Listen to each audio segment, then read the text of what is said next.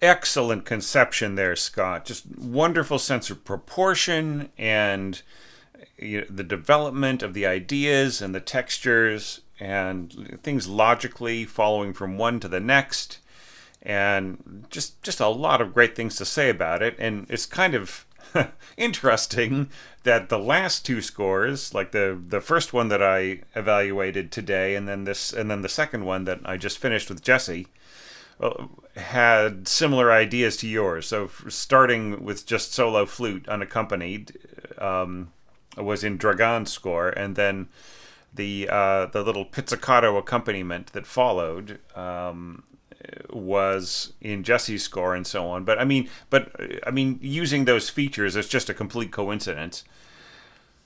Let's break this down, okay? Let's see how, if there's some, how can I help you make this approach a little bit stronger. So the first thing that I'm going to say is, I don't know. I think this is a Dorico score, and if it is, I don't really know how the mixer works for the different virtual instruments, but it really seems to me like the clarinet is turned way up. Like everybody else is playing piano very beautifully, and the clarinets sounded like they were playing mezzo piano plus, right? They just really felt, I mean, almost mezzo forte at times. So that's not a, it wasn't a very realistic kind of a sound, a realistic mix. I think that, especially with these pitches being in the upper chalumeau and throat tones, you would get a much softer, more subtle sound in, with a real orchestra, and therefore, it's more workable than it sounds. It was interesting that you changed a lot about the ending here, and of course adding the sort of the harmony and the or excuse me, subtracting from the harmony and adding this bass line in there. I'm not so sure if I find that totally convincing, but I applaud you changing things around, and that's, at least experimenting with it and trying different things. So in that spirit, I think it's more than acceptable. You have largely not followed most of the piano phrasing, which I think is great. However, you do cross the downbeat a lot, right? And I mean, there's something to be said for that. I mean, but like in the end, like what's the purpose here, right? I mean, everybody else is tonguing on the downbeat, but the bassoon is going to, I mean, I feel that the root or whatever, not harmonically, but I mean, I feel like the bottom note of the woodwind harmony has got to, it's got to come in nice and firm. I feel just to make this work with the way that you're phrasing everything else, right?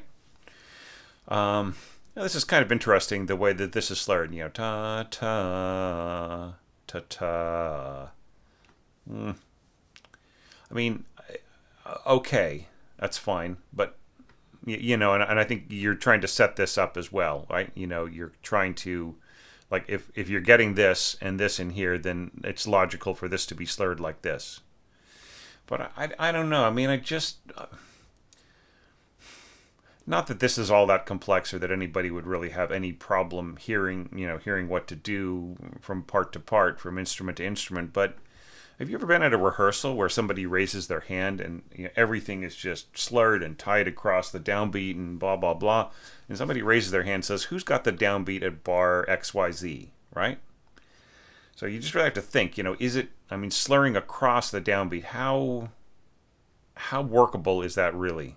So Scott, I'm really hoping that you watched my 12 common scoring errors, because this is one of them, right? So, slurring across the downbeat. I mean, that's not to say that it should never happen, but it's just happening all the time, right? Or really frequently, so that there really isn't a sense of like any kind of emphasis on the, And then when you have a situation where it's really mixed, like where some people are slurring across it and others aren't, then you kind of get there isn't a sense of unified, there isn't a kind of a unity of playing together, which is something that's really beautiful about, almost spooky about a wind ensemble, than the way that you've got it scored right in here. So maybe consider that there would be a rethink,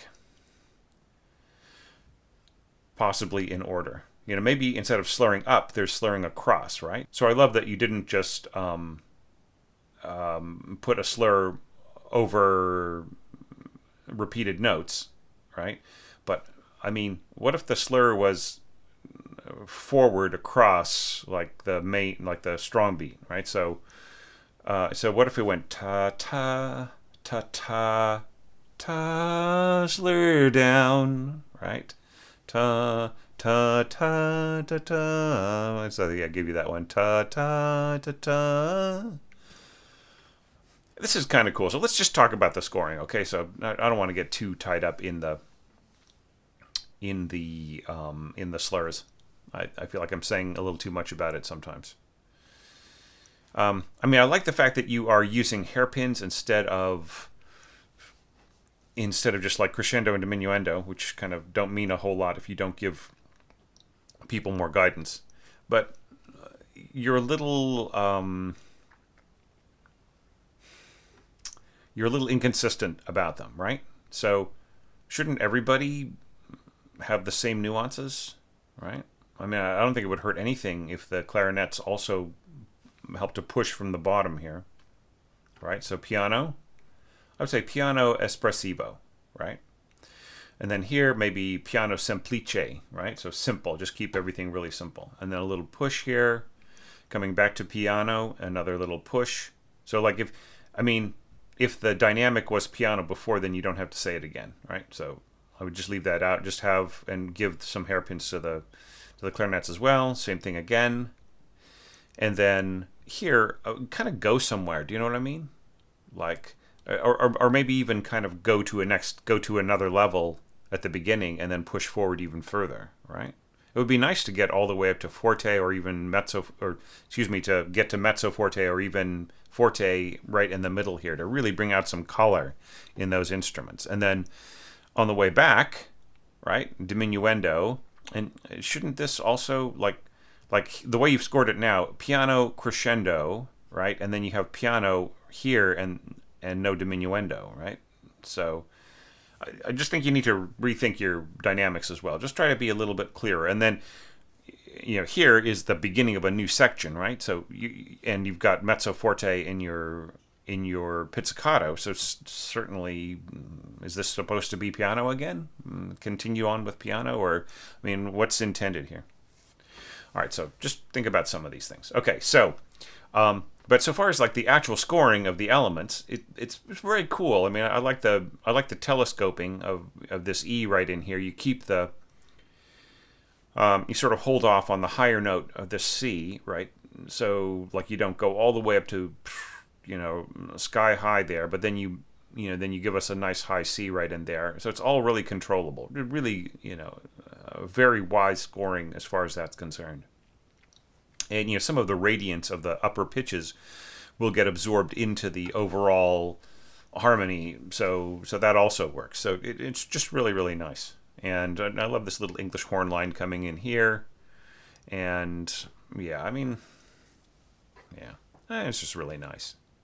Once again, I'm not too sold on the rewriting of the notes right in here and adding this bass, but once again, I do appreciate the sense of experimentation.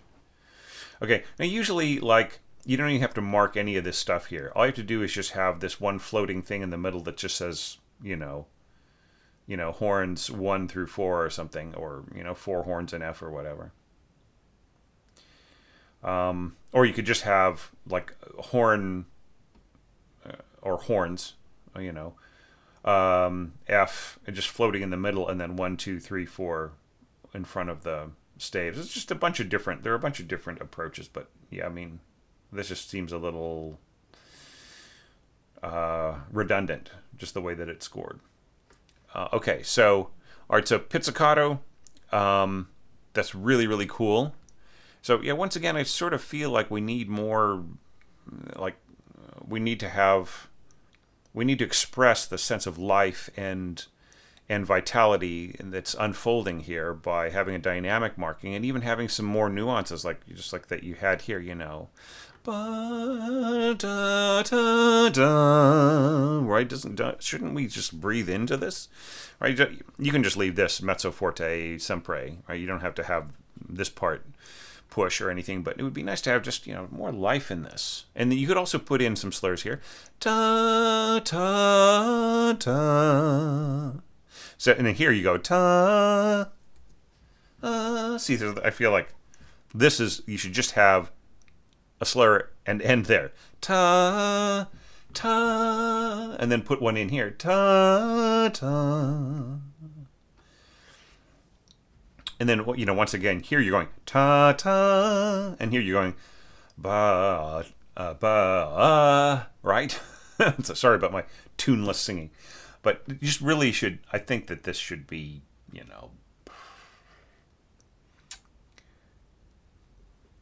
it's interesting. You have separate voices in in this beam group, and you have voices on the same stem, first voice scoring in intervals at the beginning of the bar. So you don't really need to do that. You just have them all first voice intervals. Okay? It's just so much easier on you and everybody, and the score reader and the copyist and the conductor and so on. Okay, and it also frees up some vertical space. So I'd just say, like, unless it's sort of a thing where you would do all first and second voice, or no second and first voice, just first voice, right? But don't sort of mix them up unless there's a really good reason. Okay, and then the other thing too is to get back to what I was really commenting on is, like, shouldn't the articulation styles be the same? Ta ta, right? Ta ta, right? Ta ta, right? Shouldn't they match? And the other thing too is, like, when you get to here and you have slurred pitches in your lower strings, do you want there to be a sort of sense of continuity between the lower strings going into your lower winds? Right? So if you do, then I would say find a note, leave a note on which to dovetail. Right, so just like it sort of feels like the winds are turning into the strings are turning into the winds. So if you want that, but the way that you have it scored now, the difference between this part and this middle voice scoring here is going to be pronounced, right? So instead of having kind of a seamless thing where you just, like, you really trade off here, and this line is continuing on into the lower winds, which hold on while the line comes back. Right here, you just have got it where it just really is trading off back and forth in a very noticeable way, right? So if you want to get rid of that, if you want to put a little Band-Aid on that, or Scotch tape or something like that, then just continue on, just slur into the next note of this note here, these notes here, and then and just slur by beam group here, and then just get rid of the slur going forward, going across the downbeat. Okay, so far as the scoring, though, is concerned, I think it's really cool. I really love the idea of English horn and flute in octaves. It's a wonderfully, it's pitches that work together, and have a, just the English horn is a nice support to the flute without competing with it from below. And then of course, like, you're adding a triple octave here with the bassoon. Yet another octave below the English horn, and that is just a really beautiful blend. It's got the bassoon and flute classical thing, but it's got the English horn in the middle, which is more of a, kind of a romantic thing. So I really, really love this. And then you divide things up in here, with the bassoons playing an octave below the clarinets, and that works really beautifully as well. It's just beautiful, ruddy kind of a sound. And then just sticking with that right in here, and then adding more harmonic pitches here, like with the oboe coming in, and then as this pushes into this, right, and then we get more we have the left hand pattern shifting around. So just like keeping the left hand pattern from becoming predictable, you check that box beautifully. And holding off on the horns till right here, and just really giving it a beautifully integrated sound with the winds and the middle strings and the horns, and this soaring over the top. Just such a great idea, Scott. I mean, just really, I feel it's conceptually it's very, very strong. Yeah, and then the double bass working below the bassoons, right? Without like you've got this C octave right in here, and there's just like a bunch of wonderful stuff going on here. The F fifth, and yeah, just some cool things. The A third, yeah, just really nice. Yeah, and then my only critique about this is that, I mean, I see what you're doing here with the piccolo and the cellos doing this little thing right in here, but I feel like the focus, you as an orchestrator have set this up so beautifully, right? You have this radiant chord, and you really are thinking about like what, the role of the melody and the piano turned into these chords, and the chords are backing up this sort of flight of fancy, right? Okay, that's great. But like this right in here is really distracting from everything that you've set up. Like you just have set this up so beautiful, this wonderfully radiant chord in here, and you have this da da da da da da. I mean, I get it. Yeah, you are underlining some of what's going on here in the in this line, this double line. But it's sort of taking the focus away from what's going on here. So I would say just really watch out adding things like that. And then this, of course, works really beautifully. Like, the way that you bring in the flutes. I would actually possibly say like flutes à two here. Just to get that more spread out sound.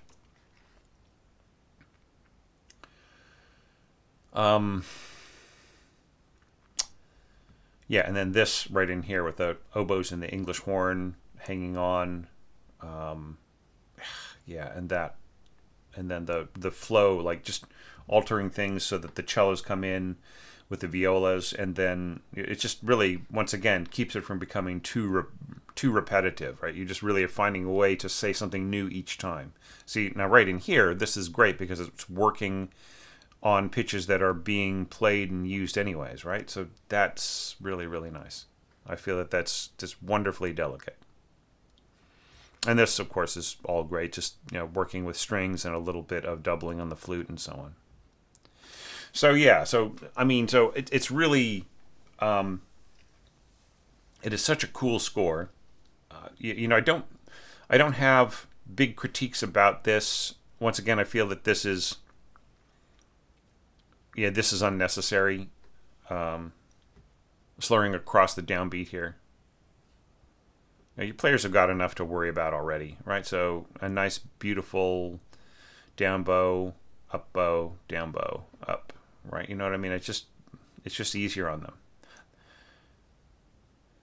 Yeah. So now this here, I would say that's cool to slur across there. But the thing is that, like, like how many... Watch out about crossing registers or crossing a lot of strings when you assign a big, slur to a group of notes, right? So here you're going up into, like, you're sort of coming up from the bass register into the tenor register and going, all the way up, up, right? To this high C, right? And so, well, not high C, but to this C, two C's above the staff. So, it would be a good place for I would say actually you'd put in a treble clef if you're going to go all the way up to that C. So I would say put in a treble clef right here and split the slur. So just slur each beam group. And even here, you might as well just, I mean, if you really wanted this to be seamless, like going into, like feel like the viola line was going into the violins, then I would have them jump in sooner, right? But I love the way that you got it scored. Just, don't go hog wild on the slurs. For instance, here too, it would be better to have a down bow, an up bow, and a down bow, right? Because by the time they get to here, they've used up all the energy of the bow, and then they kind of have to continue hanging on. And you know what will happen is that the concertmaster will just scribble out all of those and just just do what I'm suggesting anyways, right? I mean, and really, do you want the flute player to not tongue on the downbeat here, right? So just think about what you're doing, crossing crossing the bar line so many times, right? It's like if it happened once or twice and it was part of like a, sliding into the next beat and stuff like that, it's perfectly understandable. But the thing is, it's happening so frequently, and it's even happening like you're slurring across repeated notes, right? So I think you're getting into a habit where you're doing things involuntarily, and you are stopping thinking about it, and you're letting the slur just the habit take over, right? So really watch out for that. I have to watch out for that too in my own scoring all the time, right? I have to question. I have to question what seems comfortable or automatic or natural to do. Okay. But aside from all of that, wow, I really love this score. Really nice work, Scott, and just like keeping the level of commitment and ingenuity and thought and all that other stuff, and just wonderful colors and the courage to experiment, all that stuff, just really in the forefront, and that means a lot to me. I mean, it's giving me more than I even asked, right? You are doing that, for yourself and for everybody else watching, and I really appreciate that. So thank you so much for that, Scott. Thank you for the support on Patreon and for being part of this ongoing series of orchestration challenges. And just as I mentioned, I've been mentioning all along, I really hope that this really great batch of orchestrators whose pieces I'm evaluating will choose to continue participating in the coming years, especially the next 3 years. I have something really, I feel, just exceptional material for us to orchestrate in the next 3 years, 2023, 24, 25, with an extravaganza and an orchestravaganza coming up for our 10th anniversary. It'll be 10 years of us doing these orchestration challenges.